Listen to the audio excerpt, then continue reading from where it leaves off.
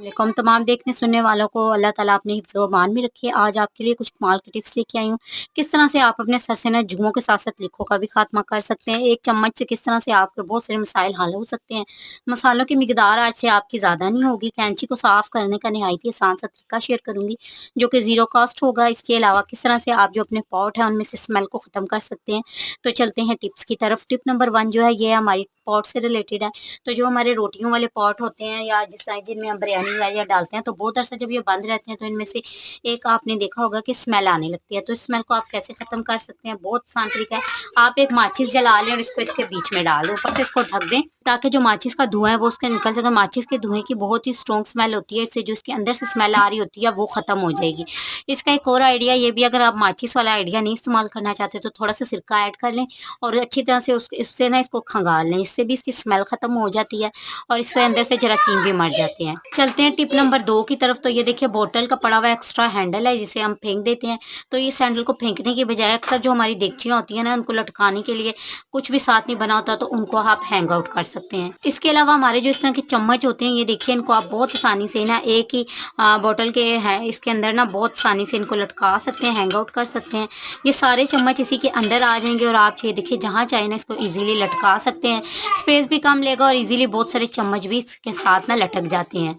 चलते हैं tip number 3 की तरफ। तो ये दही से रिलेटेड है। तो जब दही लेके आते हैं तो यूज़ करते हैं, तो जो बचा हुआ दही होता है ना, उसे हम फ्रिज में रख देते हैं चटनी बनाने के बाद। अगर हमने ज़्यादा मंगवा लिया तो ये दही 2 दिन के बाद खट्टा हो जाता है, उसके बाद इस्तेमाल के जो है ना काबिल नहीं रहता या उस तरह का इसका टेस्ट नहीं है। तो किस तरह से आप दही आपका ख़राब ना हो और खट्टा भी ना हो, तो बड़ा आसान सा तरीका है। जो दही बच गया है उसको आपने नीचे नहीं रखना, उसको आप फ्रीज़र में रखें और जब आपने इस्तेमाल करना हो चटनी वगैरह के लिए थोड़ी देर पहले निकाल के इसको कद्दूकश कर लें, तो दही का वही टेस्ट और फ्लेवर मिलेगा और इस दही को आप आराम से ना खाने वगैरह बनाने में यूज़ करें।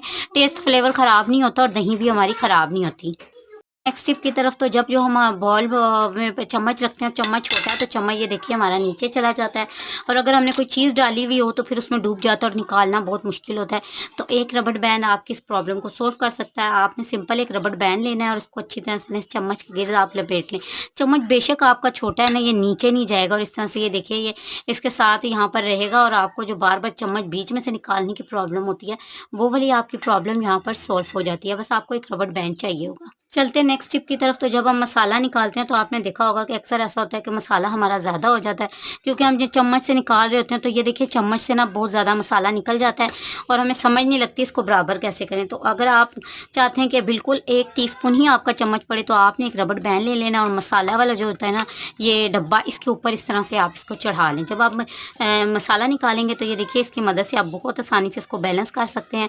मसाला भी आपका अंदर ही रहेगा और ये 1 टीस्पून पूरा ही निकल कर आएगा, इससे ज़्यादा नहीं होगा। इससे हमें मिकदार का भी पता चल जाता है और बहुत आसानी से हम 1 टीस्पून ही निकालेंगे, मिकदार हमारी ऊपर नीचे नहीं होती।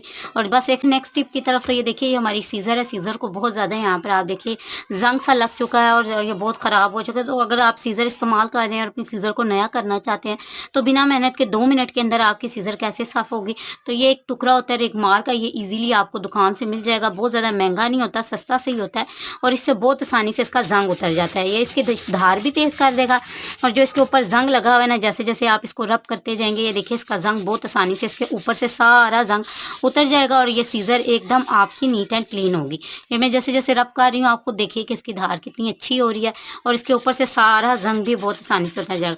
तो अगर आपकी कैंची की उतर जाएगा तो ये देखिए कितनी आसानी से इसके ऊपर से ज़ंग है वो उतर गया है। चलते नेक्स्ट आइडिया की तरफ। तो किस तरह से आप धागे की मदद से सर से जुएँ निकाल सकते हैं। तो इसके लिए हमें एक बरीक कंघी चाहिए होगी। इसके अलावा हमें चाहिए होगा धागा।